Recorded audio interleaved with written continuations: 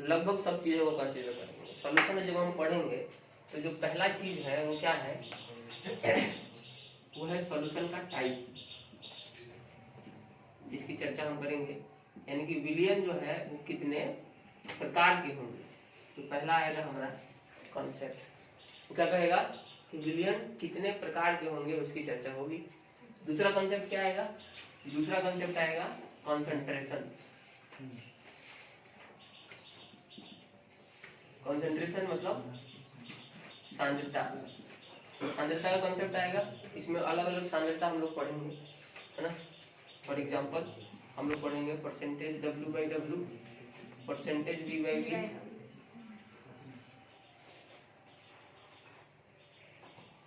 आवाज नहीं आना चाहिए, एक भी कुछ भी आवाज नहीं, क्लियर है। परसेंटेज W/V और इसके अलावा ppm, ये 4 कैटेगरी में। इसके अलावा आएगा आपका मोलरिटी, हिंदी में कहते हैं मोलरता। इसके अलावा आएगा मोलैलिटी, मोललता। इसके आएगा नॉर्मेलिटी, नॉर्मलता। और इसके अलावा आएगा मोल फ्रैक्शन। इतने सारे कॉन्सेंट्रेशन या फिर सांद्रता जिसको कहें हम लोग देखेंगे। और ज्यादातर क्वेश्चन अगर हम बात करें बोर्ड से संबंधित, इससे संबंधित आता है प्रश्न, हर बार आता है, इस बार भी आएगा गारंटी। यानी कि इससे संबंधित एक या दो क्वेश्चन या तो न्यूमेरिकल संबंधित हो या फिर थ्योरी संबंधित हो, आएगा ही आएगा। तीसरा कैटेगरी है वो होता है प्रभाव से, इफेक्ट। और इफेक्ट देखते हैं हम लोग किसका, टेम्परेचर का एंड प्रेशर का। इस कैटेगरी में दो टर्म ज्यादा इंपॉर्टेंट है, एक तो आता है हेनरी लॉ और दूसरा आता है राउल्ट लॉ।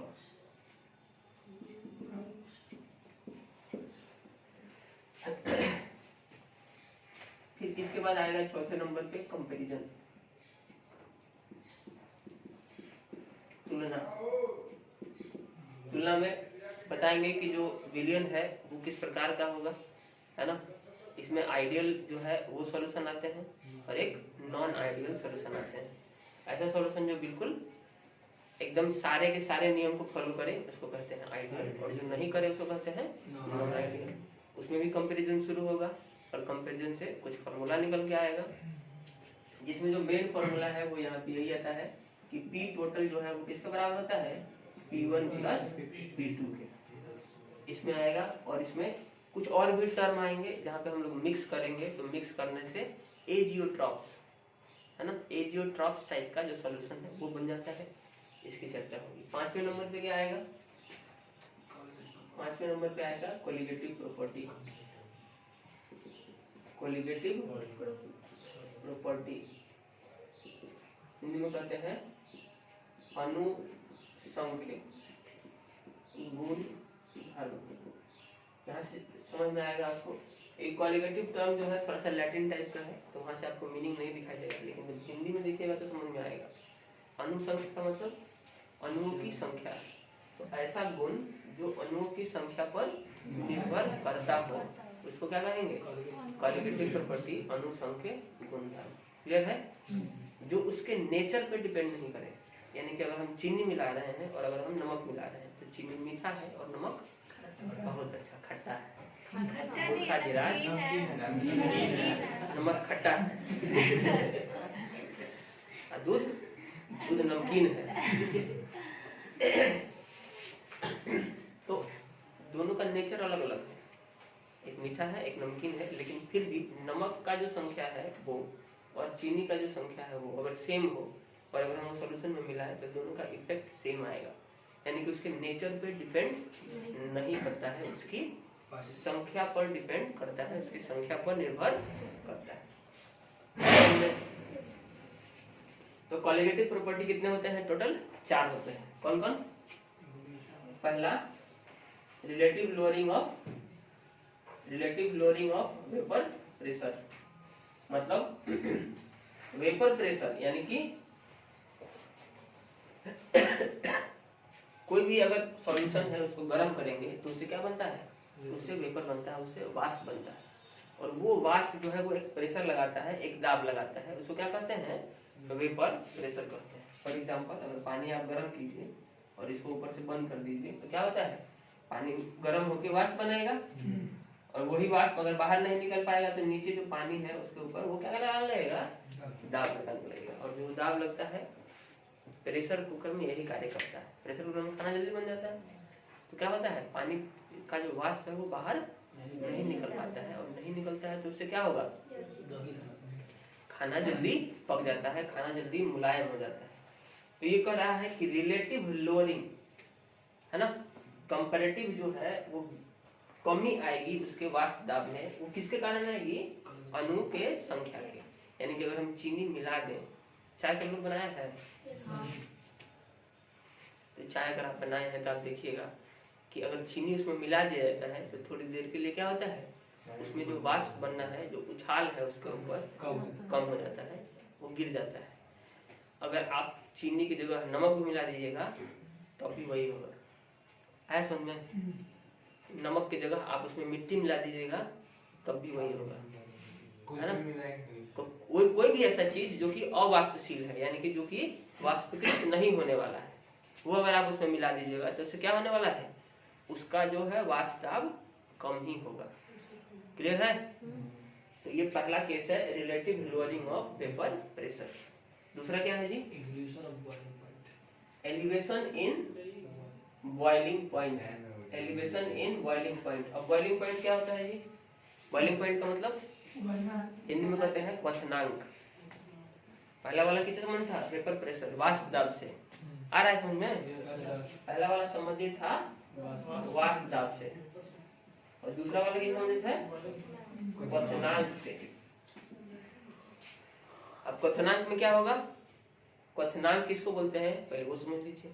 पानी को अगर हम गर्म कर रहे हैं और पानी जिस तापमान पर वाष्पीकृत होने लगे, वाष्प में बदलने लगे, और वाष्प में बदलने का जो कार्यक्रम होता है वो हमेशा सरफेस पे होता है। जैसे आप एक लिए हैं बर्तन और बर्तन में पानी रखे हैं, तो पानी के सतह से बनेगा वाष्प, नीचे से नहीं बनता है। पहला सतह जब वाष्प बन जाएगा तो फिर दूसरा सतह बनेगा, फिर तीसरा बनेगा, इस तरह से बनता है।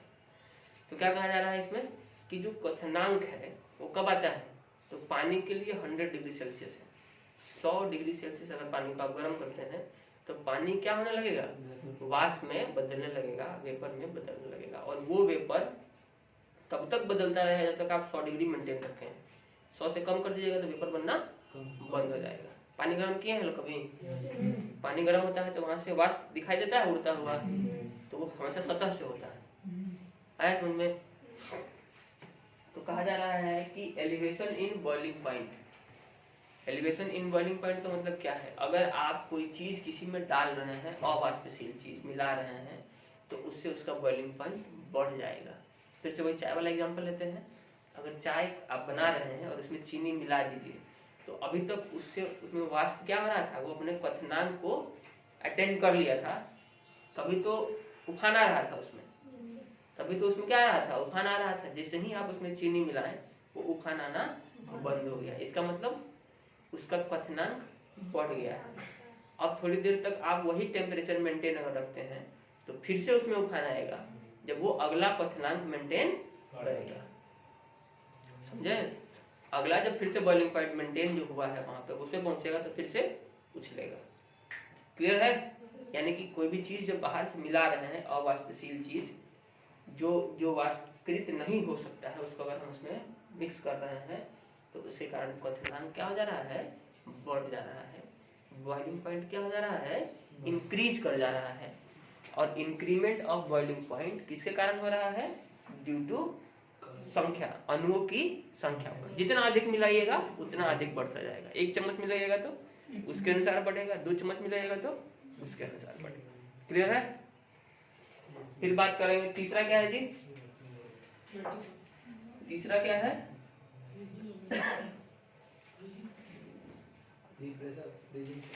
Depression in freezing point. Depression का मतलब वो वाला डिप्रेशन नहीं जो आपको होता है, कोई आपको छोड़ के चला जाए तो आप होता है ना डिप्रेशन।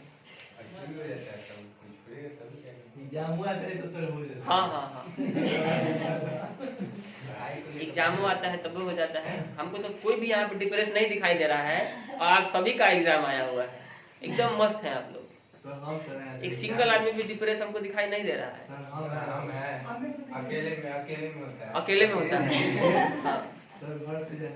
अभी तो सब कुछ नॉर्मल है, जब अकेले बैठते हैं तो सोचते हैं कि अब क्या होगा मेरी जिंदगी का, अब तो बर्बाद कर रहे हैं। एग्जाम में सर टाइम है, एक दिन पहले 2 दिन पहले मिलेगा, तब ज्यादा डिप्रेशन होगा। यहाँ पे जो डिप्रेशन है वो वाला डिप्रेशन नहीं है, है ना। हालांकि अगर डिप्रेशन में है कोई व्यक्ति तो उसका उपहास नहीं उड़ाइएगा, है ना। अभी हम आपको हंसी मजाक में बोल रहे हैं, लेकिन डिप्रेशन जो है वो एक्चुअली एक तरह का डिजीज है, एक तरह का बीमारी है ना। तो अपने आस पड़ोस में अगर कोई भी इस तरीके का व्यक्ति आपको मिलता है, कारण चाहे जो भी हो, है ना। होता क्या है कि नौजवान में खास करके आप लोगों के जनरेशन में इस तरह का कुछ न कुछ ऐसा हो जाता है, तो बच्चे जो हैं डिप्रेशन में चले जाते हैं, है ना। कोई छोड़ के चला गया प्रियवर, तो अब हम कैसे जिए। सबसे ज्यादा वही होता है जो आप नाम ले रहे हैं ना एग्जाम वाला, उसके परसेंटेज बहुत कम है। अगर 1% ऐसा है तो 99% लोग उसमें फंसे हुए हैं। तो होता क्या है कि जो आसपास के उसके अपने दोस्त हैं वो उसका मजाक उड़ाते हैं, जबकि उस चीज को समझने की जगह पे, और आपको नहीं पता है इसके कारण हर साल लाखों बच्चे मर जाते हैं। जिसको आप मजाक समझ रहे हैं वो एक्चुअली में एक प्रॉब्लम है। मजाक आप तभी तक समझ रहे हैं जब तक कि कुछ हुआ नहीं है उससे। अगर वो कमिट कर लेगा कुछ इस तरीके का, तब आपको लगेगा कि मेरे पास समय था उससे बात करने का। क्योंकि अपने माँ बाप से या फिर किसी दूसरे से अगर वो बात कर पाता तो डिप्रेशन में जाता ही नहीं। क्यों जाएगा? अगर कोई समझाने वाला उसको मिल जाए कि अगर कोई तुमको छोड़ के गया है, कोई भी हो, चाहे छोड़ के गई है चाहे छोड़ के गया है, तो उसके कारण तुमको डिप्रेस होने की क्या जरूरत है। हालांकि ये कहना बहुत आसान है, ये बोलना बहुत आसान है, लेकिन इस चीज को इम्प्लीमेंट करना बहुत मुश्किल है ना। जैसे जिसको कहा जाता है कि जिसको दुख जिस पे पड़ता है उसी को महसूस होता है। तो इस चीज को आपको महसूस करना है। देखिए अभी भी कुछ लोग मुस्कुरा रहे हैं, देखिए मुस्कुराइए, इसमें कोई बुरा बात नहीं है, लेकिन आप अपनी मुस्कुराहट को उस तक पहुंचाइए, उसको ये बिलीव दिलवाइए कि दुनिया में कोई भी किसी को छोड़ के चला जाए उससे कोई फर्क नहीं पड़ता है। इसके लाखों एग्जाम्पल हैं। अरे है कि नहीं है?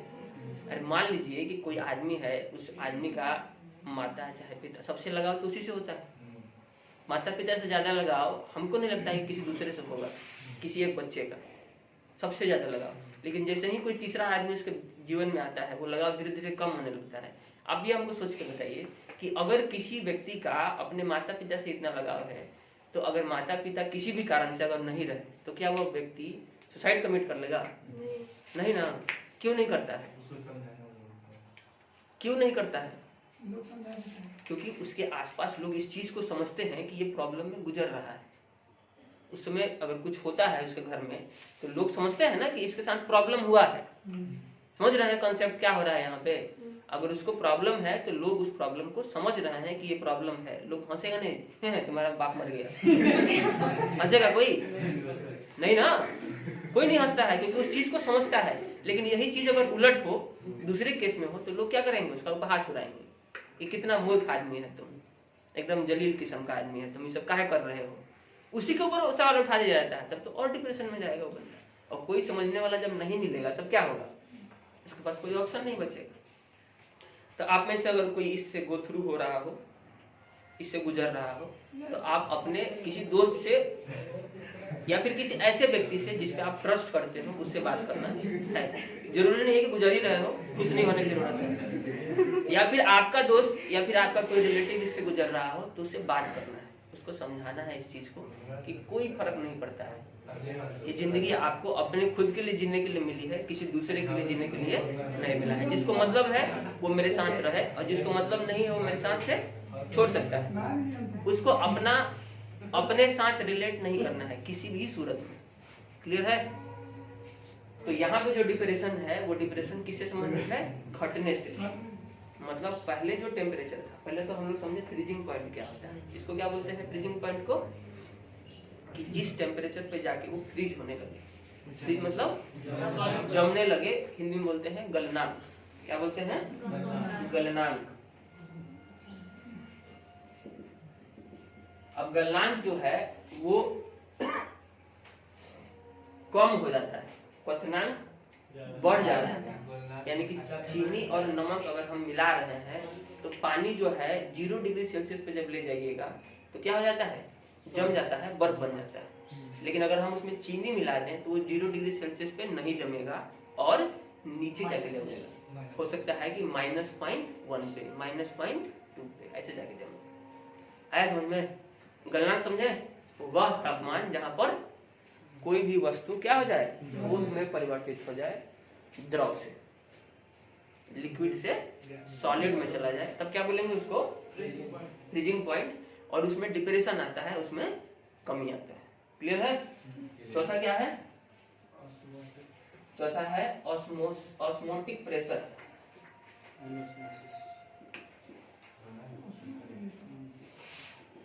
Osmotic pressure. अब ऑस्मोटिक प्रेशर क्या होता है जी? तो पहले ऑस्मोटिक प्रेशर समझने के लिए हमको ऑस्मोसिस समझना पड़ेगा। ऑस्मोसिस समझते हैं? मान लीजिए कि दो हमारे पास पात्र हैं, दो हमारे पास कंटेनर है और दोनों को क्या करें, हम जोड़ दें।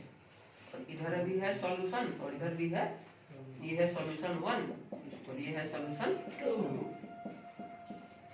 तो क्या होगा, हम अगर इसको सेमी परमिएबल मेम्ब्रेन से जोड़ दें, अर्धपरागम झिल्ली बोलते हैं, हिंदी में क्या बोलते हैं, अर्धपरागम झिल्ली, इंग्लिश में semi permeable membrane, SPM, semi permeable membrane. Semi का मतलब अर्ध, परमिएबल का मतलब परागम, जाने देने वाला, और मेम्ब्रेन का मतलब झिल्ली। अब ये झिल्ली जो है वो क्या करता है, बड़े बड़े कणों को रोक देता है, छोटे वाले कणों को जाने देता है। मतलब जैसे छन्नी होता है ना, छन्नी में से गिराएंगे तो चाय तो चला जाएगा, लेकिन चाय पत्ती रुक जाएगा। तो चाय पत्ती का आकार क्या है, सर आप इतना चाय में कहाँ इंटरेस्टेड है, सब चीज चाय से समझा दे रहे हैं। एग्जाम्पल अच्छा है ना? अरे सब चाय पीने का मन है। हाँ, चाय पीने का मन। सॉल्यूशन 2 जो है और सॉल्यूशन 1 जो है, दोनों तरफ जो है कणों की जो संख्या है वो दो रूप में होगी। एक तो होगा विलय और एक होगा विलाय। एक होगा विलय और एक होगा विलाय। तो विलय का जो कण होगा, आप देखिए पानी का जो कण है, देखिए आप लोगों के साथ दिक्कत यही है, कुछ भी बोलते हैं तो बस सिर्फ फंस लीजिए, फिर आ जाइए यहाँ पे। कंसंट्रेशन चेंज करने आना चाहिए दिमाग का। होता क्या है कि थोड़ा बहुत जो कुछ भी आता है ना उसमें बहाव में बहते जाते हैं, 1-2 घंटा ऐसे ही बर्बाद कर देते हैं आप। हाँ, दिनों भर कर देते हैं। जो भी सॉल्यूशन है आपके पास, ये दो फॉर्म में होगा, एक तो विलय होगा और एक विलाय, सॉल्यूट और सॉल्वेंट। तो जब पानी को आप देखिएगा, पानी एक क्लासिकल एग्जांपल है किस चीज का, सॉल्वेंट का। तो पानी के कण आपको दिखाई नहीं देंगे, बहुत छोटे छोटे होते हैं, और जब आप उसको पास करेगा अर्धपरागम झिल्ली से तो वो क्या हो जाता है, उससे पास हो जाएगा।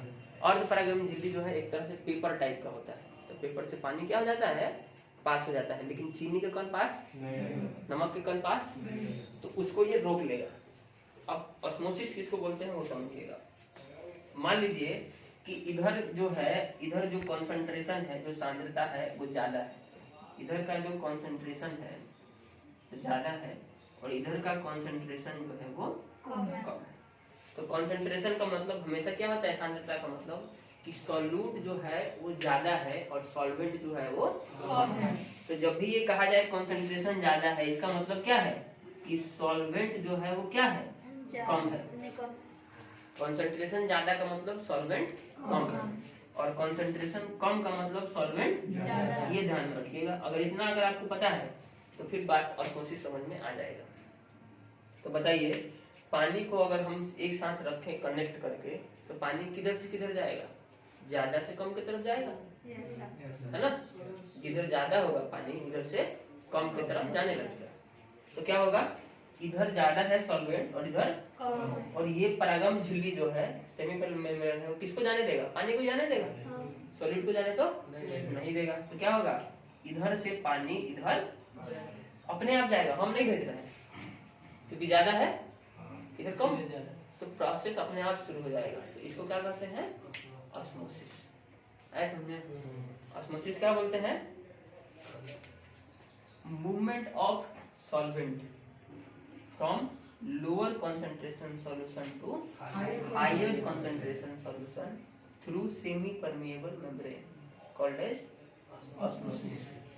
ऐसा बहाव जिसमें कम सांद्रता से अधिक सांद्रता की तरफ अर्धपरागम झिल्ली द्वारा किसका बहाव होता है? सॉल्वेंट का, विलायक का जो बहाव होता है अपने आप, उसको क्या कहते हैं? ऑस्मोसिस कहा जाता है। क्लियर है?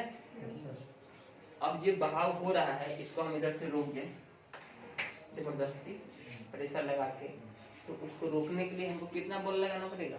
जितना वो लगा रहा है। तो एक प्रेशर से इधर बह रहा है ना, अपने आप बह रहा है, मतलब कोई प्रेशर लग रहा होगा। तो जो प्रेशर लग रहा है उसके अगेंस्ट हम क्या करें? हम अपना प्रेशर लगा दें तो रुक जाएगा। तो वो प्रेशर कितना होगा? जितना वो लगा रहा है, अभी तो रुकेगा। तो इसको क्या कहते हैं? Osmotic pressure. क्लियर है? क्या कहते हैं?